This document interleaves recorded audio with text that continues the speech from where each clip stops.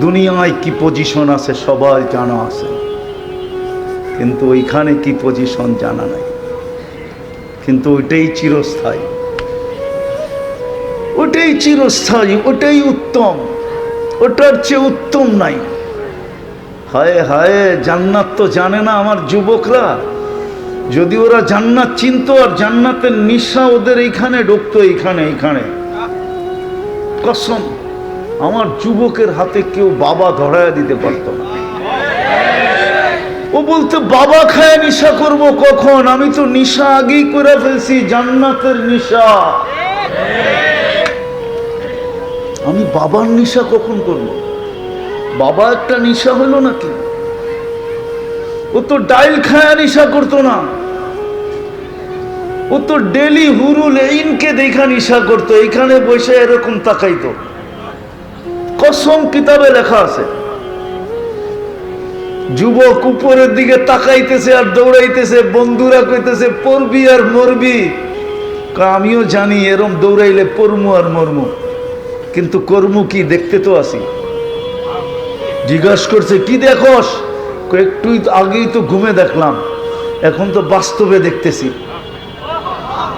রোজা রাইখা ঘুমায় গেছিলাম, সকালে দেখলাম জান্নাতের বাগান ফুলে আর ফলে ভরা, সোনার গাছে ফল, রূপার গাছে ফল, আর সোনার লতায় ফুল, ঝর্ণা প্রবাহমান মিষ্টি পানির। মেয়েরা পানি ভরতে ছিল, যাদের রূপের বর্ণনা সমগ্র সৃষ্টি মিলা দেওয়ার ক্ষমতা রাখে না। আমিও পাগলে ছুইটা কাছে চলে গেলাম। সবাই বলতে শুরু করলো আইনার জামাই আসছে, স্বামী আসছে। জিজ্ঞাসা করলাম তোমাদের ভিতরে আইনা কে? অট্ট হাসি দিয়া বলল আমরা কোথায়, ওটা তো আরো আগে, আমরা তো তার দাসী, দাসী সেবক সেবিকা, আমরা তো তার জন্য পানি বইরা নিতে আসছি। তো বলে আর নিজেকে ধরে রাখতে পারলাম না, ছুটলাম সামনের দিকে, যা দেখলাম দ্বিতীয় বাগান, ওটার ভিতরে ঝর্ণা প্রবাহমান। এটা ছিল মিঠা পানির ঝর্ণা, দ্বিতীয়টা ছিল দুধের ঝর্ণা। হয় প্রথমের চেয়ে কোটি গুণ বেশি সুন্দরী মেয়েরা পানি ভরতে ছিল, সোনার কলসি, রূপার কলসি, জবরজুদ আর জমরুদ, ইয়াকুত আর মারজান, মুক্তার হীরার কলসি ভরতে ছিল। ছুটা গেলাম, সবাই বলল আইনার স্বামী আসছে। জিজ্ঞাসা করলাম আইনা কে? বলল আমি কোথায়, আমরা কোথায়, ও তো আরো আগে, আমরা তো তার দাসী। বলে ছুটতে শুরু করলাম। এখন আর হাঁটা মন পায় চাইতেছিল না, দৌড়াইতে শুরু করলাম। যা দেখলাম আরেক বাগান। হায় হায়, মধু আর শরাবের ঝর্ণা প্রবাহিতমান।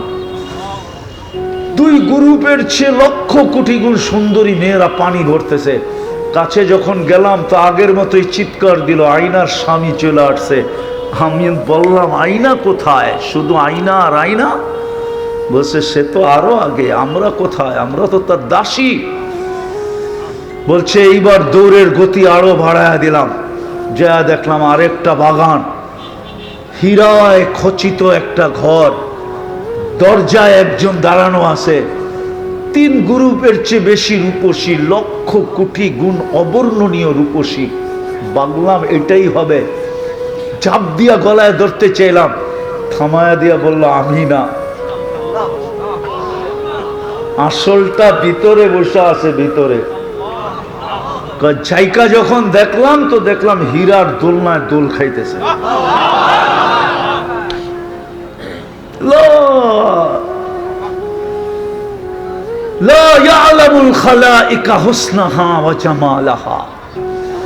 সৃষ্টির বর্ণনার বাহিরে তার হোসন জামাল।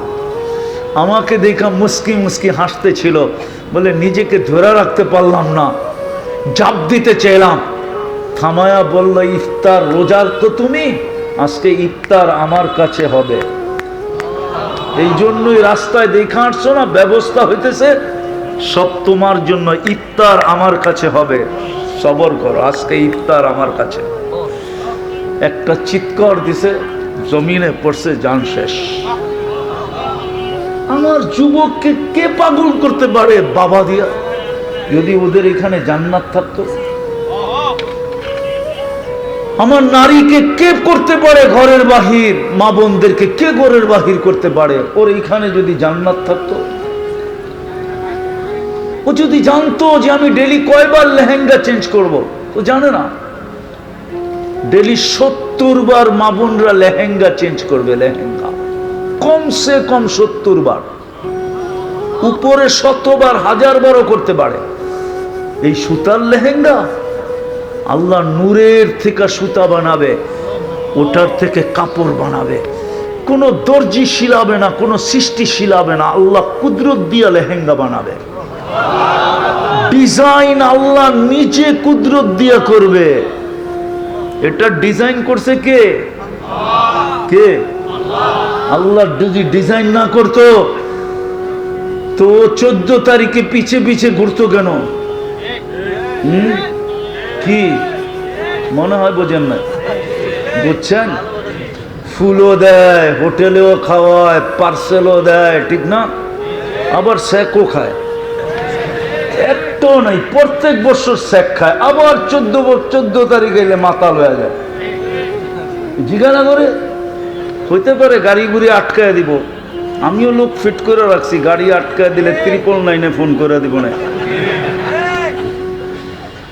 প্রতি বছর স্যাক খায়, তারপরও আবার 14 তারিখ আইলে কি চেহারা তো কয় এরমই, ঠিক না? হ্যাঁ, আমি অলিও না আবার একবার খালিও না, কিন্তু চশমা দুইটা আমার ভিতরে একটা লাগানো আছে। আমার চোখে ফাঁকি দেওয়া এত সম্ভব না। তো যেটা বুঝাইতেছিলাম, হায় হায়, এটা কে বানাইছে ডিজাইন? হ্যাঁ হ্যাঁ, এই জন্যই তো বিশ্বের পেয়ালা চুমুক দিতে দ্বিধা করে না। আছে আছে, এই এলাকায় আছে, 20 ডক ডক ডক ডক করে পান করে ফেলছে, ঠিক না? হ্যাঁ, এটা ডিজাইন কে করছে? এই জন্য পাওয়া যাবে এই এলাকায় ওড়না গলার ভিতরে ঝুলায় আর ঝুলা গেছে, ওড়না গলায় পেঁচা। আরে নাই এই এলাকায়? হ্যাঁ, হায় হায়, ডিজাইনটা বানাইছে কে? ওই লেহেঙ্গার ডিজাইনও আল্লাহ বানাবে। জানে না তো আমার মা বোনরা, যুবকরা জানে না ডেলি কয়বার কাপড় চেঞ্জ করবে? ডেলি কমসে কম 70 বার।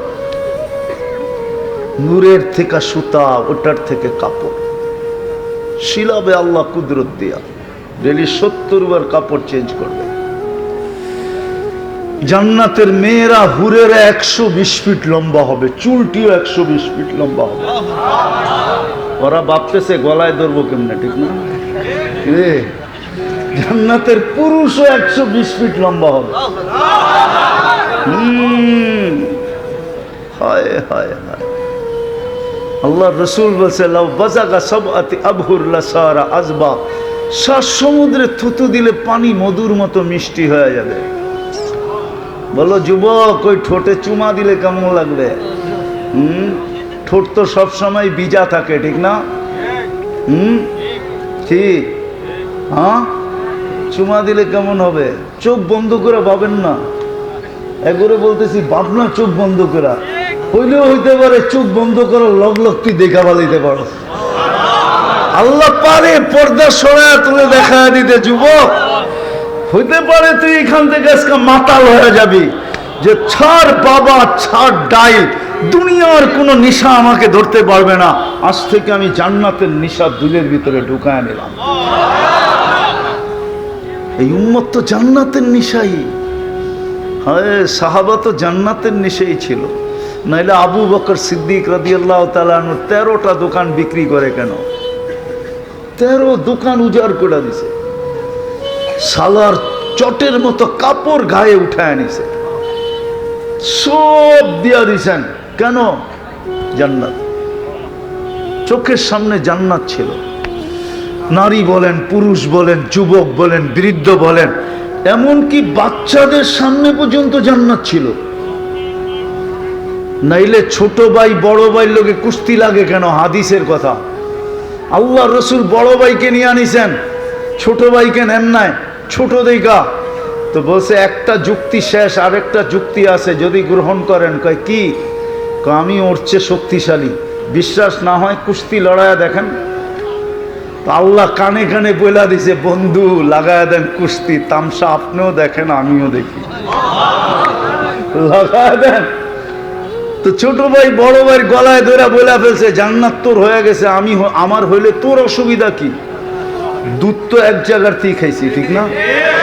গাদ্দারি কর, আমার কোনো আপত্তি নাই, কিন্তু দুধের গাদ্দারি করিস না।